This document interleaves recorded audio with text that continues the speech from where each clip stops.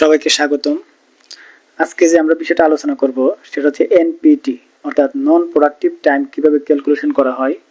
অর্থাৎ ফ্লোরে যখন আপনার ডেইলি প্রোডাকশন হবে তখন কোন ডিপার্টমেন্টের জন্য আপনার প্রোডাকশন লেস হয়েছে, অর্থাৎ যে টাইমটা নন প্রোডাক্টিভ ছিল ওই টাইমটা কিভাবে ক্যালকুলেশন করব সেটা নিয়ে আজকে আমরা আলোচনা করব এবং এক্সেলের মাধ্যমে এটা আপনাদেরকে দেখাবো। আপনারা যদি আপনাদের ফ্যাক্টরিতে এটা অ্যাপ্লাই করেন অবশ্যই আপনাদের প্রোডাক্টিভিটি বাড়বে। এমনকি আপনাদের কোন ডিপার্টমেন্টের জন্য আপনার প্রোডাকশন কম হচ্ছে সেটা আপনি ইজিলি আইডেন্টিফাই করতে পারবেন। কারণ যখন আপনি এনপিটি দিবেন তখন আপনি এনপিটি ইজিলি দিতে পারবেন না, আপনাকে অবশ্যই আইডেন্টিফাই করে এনপিটি দেওয়া লাগবে। সো যেহেতু আপনাকে আইডেন্টিফাই করতে হবে, আইডেন্টিফাই করার সময় অবশ্যই ডিপার্টমেন্টগুলো বুঝতে পারবে যে ওই ডিপার্টমেন্টের জন্য আজকের এত পিস প্রোডাকশন কম হয়েছে। সো এই জন্য নন প্রোডাক্টিভ টাইমটা ক্যালকুলেশন করা খুবই গুরুত্বপূর্ণ। আজকে আমাদের ভিডিওতে যে নন প্রোডাক্টিভ টাইম ক্যালকুলেশন করব সেটা হচ্ছে পিস। আসলে মূলত কয়েকটা সিস্টেমে এটা ক্যালকুলেশন করা যায়। নরমালি পিস, এফিসিয়েন্সি অথবা এসএইচ।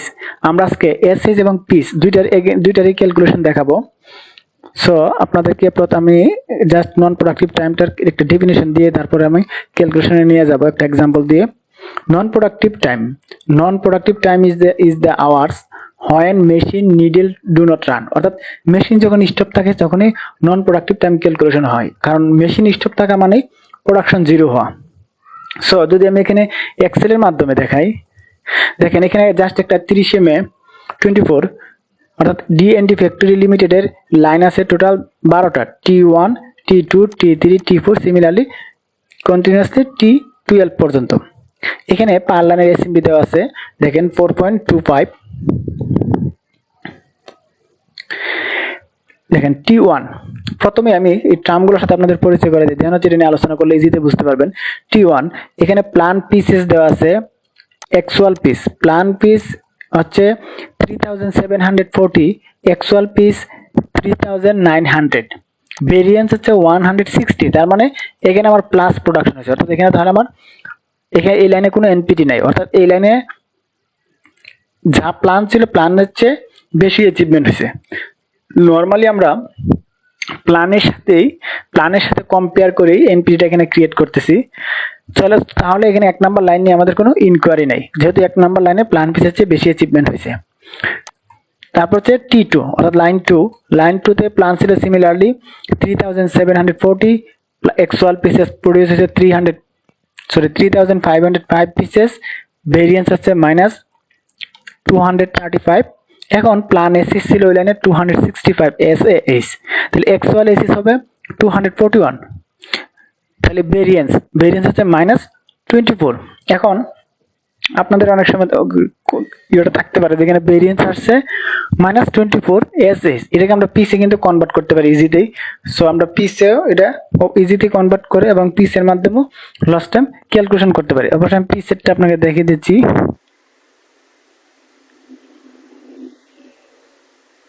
কিভাবে পিস করা যেতে পারে। হ্যাঁ, এখানে যেহেতু এসিস আসছে এবং পিসও আসছে, দেন হচ্ছে আমার প্ল্যান ক্লক আসছিল 330, অ্যাকচুয়াল হচ্ছে 342, ভেরিয়েন্স হচ্ছে 12 পাওয়ার, অর্থাৎ 12 পাওয়ার আমি বেশি ইউজ করছি। প্ল্যান এফিসিয়েন্সি ছিল 80%, অ্যাকচুয়াল হচ্ছে 70, এফিসিয়েন্সি -10%। তাহলে আমরা তিনটা সিস্টেমে এখানে এনপিটি ক্যালকুলেশন করতে পারি। এক হচ্ছে পিস 235, এসএস -24, ভেরিয়েন্স এফিসিয়েন্সি 10%, তাহলে 10%-এর জন্য আমি দিতে পারি। এখন আমি দিব হচ্ছে ফার্স্ট অফ অল আমরা ক্যালকুলেশন করব ভেরিয়েন্স নিয়ে। ভেরিয়েন্স হচ্ছে এসএস, ভেরিয়েন্স হচ্ছে -24, আমরা ফার্স্ট অফ অল 24 এসএস এর মাধ্যমে কিভাবে ডাউন টাইম দেওয়া যায় সেটা ক্যালকুলেশন করব।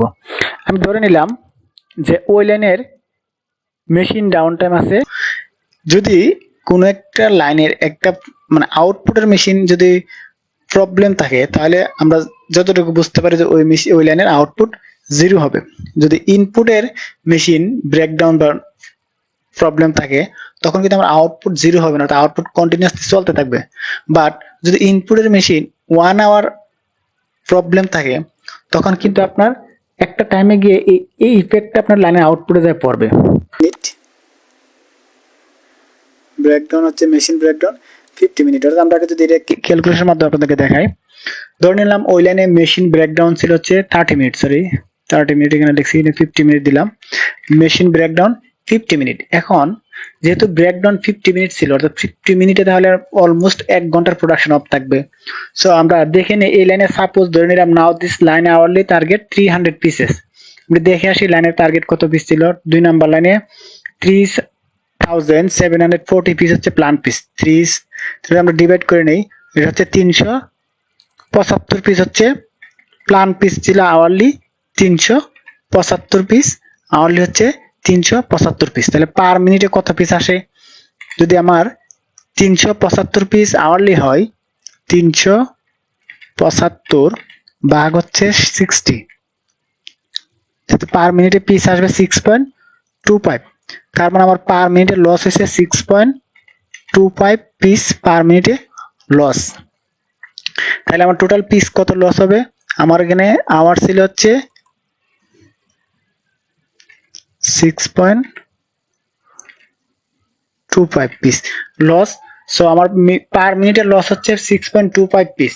যদি আমি ইনটু করি 50 দিয়ে 6.25 ইনটু 50, তাহলে আসবে আমার টোটাল 312 পিস।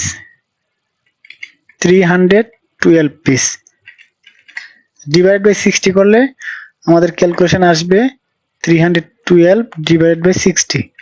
কারণ হচ্ছে আমার এটা এসিসি নিব, আওয়ারে নিব, যেহেতু এখানে পিস আসছে, পিসকে আমি সরি মিনিটে নিব ফার্স্ট অফ অল। যেহেতু আমার পিস লস হচ্ছে 312 পিস, তাহলে একে আমরা মিনিটে কনভার্ট করবো। মিনিটে কনভার্ট করতে হলে আমরা জানি কি এসএমবি দ্বারা গুণ করতে হয়। সো এসএমবি দ্বারা গুণ দিব ইনটু ওই লাইনের এসএমবি হচ্ছে 4.12 ইকুয়াল আসবে, আমি পিসি ক্যালকুলেশন পিসকে মিনিটে নিব ইনটু এসএমবি 4.12, তাহলে টোটাল মিনিট হবে 1288। তাহলে এটাকে আমরাকে অর্থাৎ আমার মিনিট লস হচ্ছে 1288। এটাকে আমি যদি আওয়ারলি কনভার্ট করি, অর্থাৎ এসিসে কনভার্ট করি, তাহলে 60 দ্বারা ডিভাইড করতে হবে, অর্থাৎ 21.46। অর্থাৎ এই লাইনে আমার যে ডাউন টাইম আসছে 21.46, সেটা হচ্ছে মেশিন ব্রেকডাউনের জন্য।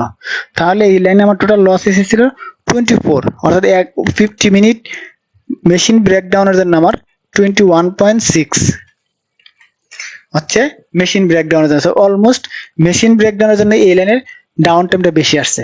সিমিলারলি ভাবে আপনারা আওয়ারলি মানে পাওয়ার এন্ড ইউটিলিটি বা আদার্স ডিপার্টমেন্ট, আই প্রোডাকশন, এই বিভিন্ন ডিপার্টমেন্টের জন্য ক্যালকুলেশন করতে পারেন। এখন এটা আসলে কে ক্যালকুলেশন করবে বা এগুলো টাইমগুলো কে আইডেন্টিফাই করবে? এটার জন্য হচ্ছে জাস্টিফাই করবে হচ্ছে আই, আর এগুলো হচ্ছে নোট ডাউন করে রাখবে হচ্ছে লাইন সুপারভাইজার অথবা লাইন টেকনিশিয়ান, অর্থাৎ লাইনের যে রেসপন্সিবল পারসন। নর্মাল একটা লাইনের একজন রেসপন্সিবল পারসন থাকে, সে হচ্ছে সুপারভাইজার হতে পারে অথবা লাইন টেকনিশিয়ান হতে পারে। ও হচ্ছে মেশিন ব্রেকডাউনের টাইমটা নোট ডাউন করে রাখবে। এখন ওই টাইম থেকে আমরা এটা ক্যালকুলেশন করতে পারি। সিমিলার ভাবে যদি ইনপুট ইস্যু থাকে এবং ইনপুট টাইমটা আমরা আইডেন্টিফাই কত মিনিট ইনপুট লস আছে, ওইটার মাধ্যমে আমরা এখানে নন প্রোডাক্টিভ টাইমটা ক্যালকুলেশন করতে পারি। এখন আই কে কিভাবে লস টাইম দিব বা প্রোডাকশনকে? যদি প্রোডাকশন টিম অর্থাৎ লাইন সুপারভাইজার কোনো ডিপার্টমেন্টেরই কোনো প্রবলেম আইডেন্টিফাই করে নোট ডাউন করতে পারবে না, তখনও ওই ডাউন টাইমটা অর্থাৎ এই এনপিটি টাইমটা যাবে হচ্ছে প্রোডাকশন টিমের এগেইনস্ট। সো আই কিভাবে আসতে পারে? আর যদি লাইনের ক্যাপাসিটি না থাকে, লাইন যদি ঠিক মতো হিট না করে, তখন আইর এগেইনস্টে লস টাইম যাবে। যদি আই অন্য কোনো আদার্স কোনো প্রবলেম আইডেন্টিফাই করতে না পারে, তখন আইর লস টাইম যাবে, অর্থাৎ এনপিটি যাবে।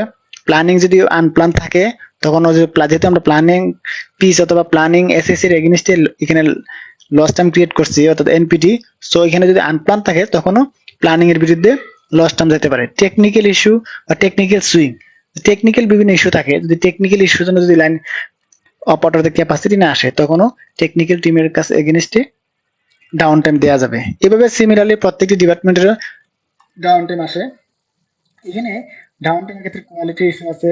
এই স্যার যদি অ্যাবসেন্ট করে, অ্যাবসেন্টিজমের যে একটা পার্সেন্টেজ দেওয়া থাকবে আপনার, ওই পার্সেন্টেজের চেয়ে বেশি যদি অ্যাবসেন্ট করে, সেটা হচ্ছে অবশ্যই এই স্যার একটা নির্দিষ্ট পরিমাণ ডাউন টাইম পাবে, সেটা অবশ্যই খেয়াল রাখতে হবে। যদি আমার ম্যান পাওয়ার বাজেটের চেয়ে কম ম্যান পাওয়ার প্রেজেন্ট থাকে, আর ম্যান পাওয়ার বাজেটের সমান বা তার বেশি প্রেজেন্ট থাকলে এই স্যার কিন্তু কোনো ডাউন টাইম পাবে না।